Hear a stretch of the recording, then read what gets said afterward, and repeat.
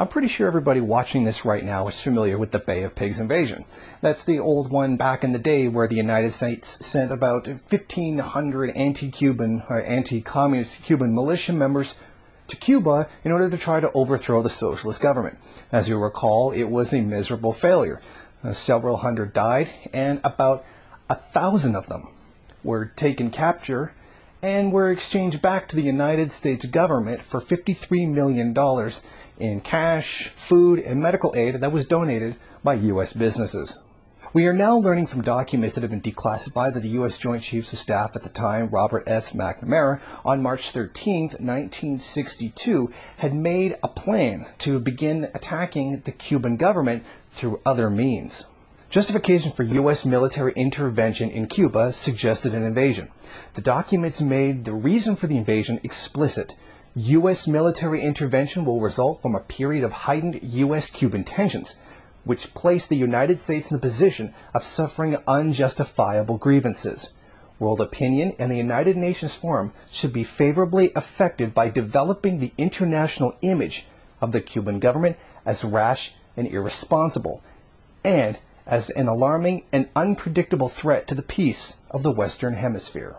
The document then went on to list several proposed ideas, including staging attacks around Guantanamo Bay to further justify U.S. actions. A series of well-coordinated incidents will be planned to take place in and around Guantanamo to give genuine appearance of being done by hostile Cuban forces. Blow up ammunition inside the base, start fires, burn aircraft on airbase, sabotage, lob mortar shells from outside of base into base, some damage to installations, capture assault teams approaching from the sea, capture militia groups which storm the base, sabotage ship and harbor, large fires, sink ship near harbor entrance, conduct funerals for mock victims. Blowing up a U.S. ship in a Remember the Marine incident was suggested, as was developing a communist Cuban terror group in Miami area or Washington, sinking a boatload of Cubans trying to get to Florida, using an F-86 Sabre fighter disguised as a MiG to harass U.S. civilian aircraft and attack ships, faking the shoot-down of a chartered airline over the Caribbean, staging an incident which will make it appear that the communist Cuban MiGs have destroyed a USAF aircraft over international waters in an unprovoked attack. All of these false flag attacks, and that's exactly what they are, were planned and were ideas that are being passed around to use as justification for attacking Cuba. The documents also show that all of this was scrapped once it was discovered that the Soviet Union was sending nuclear missiles to Cuba. It was directly the threat of a nuclear Cuba that prevented these incidences from being carried out. We see very clearly that these were going to happen, and in their own documents they say they scrapped them because of the nuclear threat.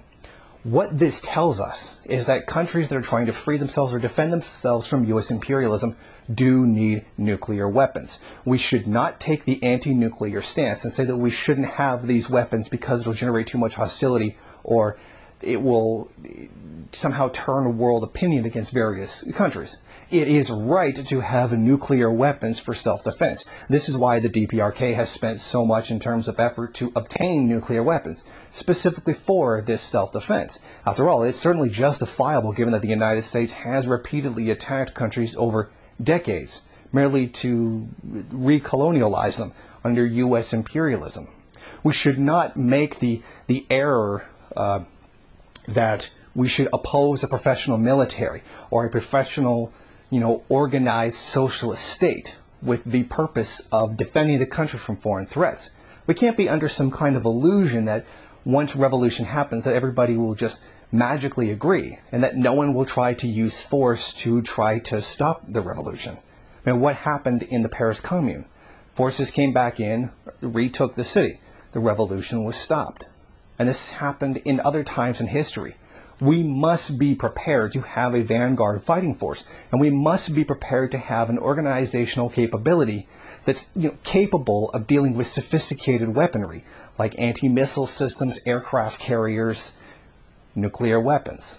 Because if we're going to defend ourselves from the greatest imperial power in the world, you're going to need a significant amount of force to defend yourself.